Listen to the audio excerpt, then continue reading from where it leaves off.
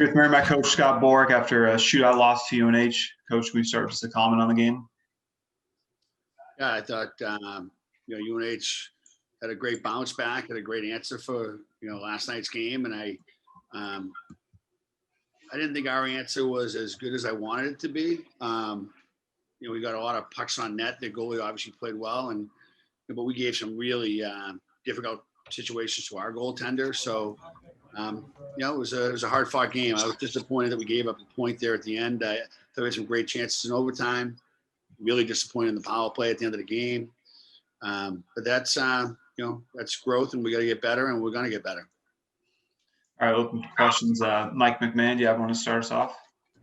Yeah, what'd you kind of see on the power play there at the end? I mean, obviously that seemed like a pretty good opportunity there. Just was it more of what they were doing on the penalty kill to kind of frustrate you guys, or was it more of just you guys not being able to execute there?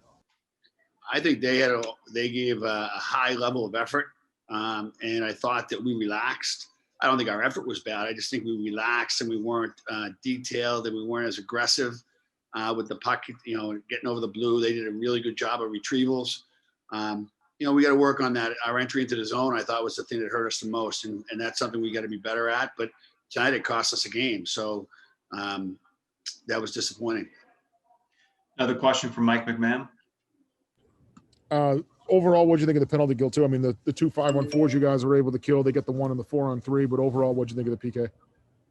I thought it was average. I think that they had a lot of zone time, which means we're not a team that wants to have that be the case. We want to be aggressive, and I didn't think we were as aggressive as we could be on entries.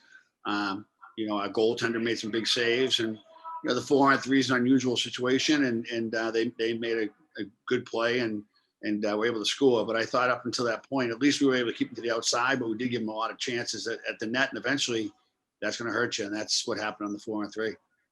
Question for me and Beauchene. Coach, seemed like there was a lot of hostility and bad blood. Obviously, it's going to build up as weekends go along here. What was kind of your message to the guys on the bench to just stay level-headed and not do anything to hurt yourselves down towards the tail end of regulation and then into the overtime period as well?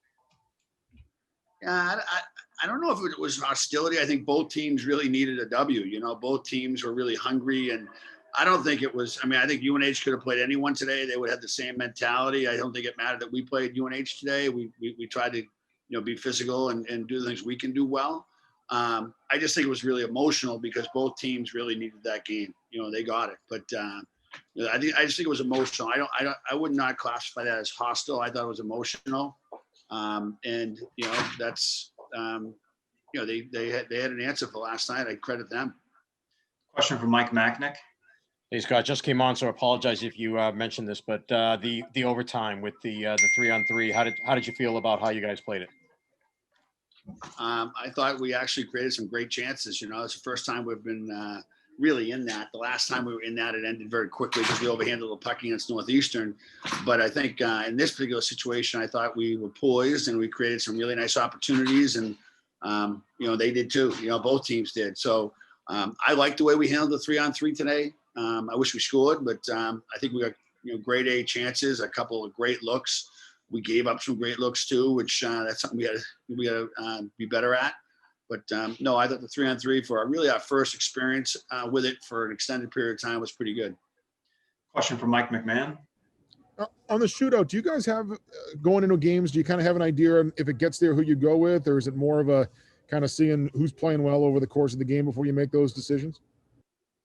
It's really a feel, and we do breakaways a lot in practice, but I think that when your first two are Greaser and Alex, I think you have two high-end guys who know what to do with the puck, and just kind of had a gut reaction on Reagan. Reagan's a hard-nosed player, and he hadn't played in a while because of power plays, and I thought that he might be able to do it. He's someone who could handle that situation really well, but obviously we didn't get it done. But we don't go into the game really with a 3 guys on my mind. It's really who's playing the best. But it would be hard for me not to give Alex and Chase Greasock a chance to score in the breakaways. Question for me and Beauchene. Kind of just getting back to Chase here a little bit. He made his way back into the lineup after missing last night, and Just your thoughts on his play and how he readjusted to getting back in the lineup and everything like that. Well, number one, it was great to have him back in the lineup, but he's a big part of our team, both on the ice and off the ice. And so it was great to have him back. I think that we have to get that line going again. That's an important line for us. Him, Phillip, and Mac have some pretty good offense ability, and I thought Greaser was really good in the second and third. First period, he was getting his sea legs a little bit. He hadn't practiced this week really, so not shocking. But once he got his legs, I thought he really contributed quite a bit. He was very physical, and he added to our team quite a bit today. Okay. One more question for Scott from Mike McMahon. Just curious on what you saw from Kramer's line. It seems like there was a couple of times throughout the game, whether it was after they scored or just when you guys needed some energy, that they went over the boards and they were able to give that to you. Can think of a couple of times where Lovett laid a hit behind the net or something. Just overall, what did you think of the play of that whole line? Last night I thought they were kind of dominating, and tonight, I thought they were pretty good. I mean, Pat's a very responsible player, and he plays the whole 200 feet. So when we're playing light and loose, I like to put him over because I think he's structurally very sound, and he's got a really good stick. And I think he settles our team in his actions there. And then you have, Connor, who can just fly and lays it out, and Mick Mesner is a very responsible player as well. And I think that the biggest thing that line gives us is maturity with those two players, and then a lot of pace with Connor. But I just trust them. It's funny. I don't know. I wouldn't even look at the stats and know exactly what they are. When they go over the boards, usually we're in a good place, and usually we're on the other side of the red line. And if we're in our own end, we're controlling it very well. So they're just three very responsible players that can give us energy, but also get us through some tough times in the game.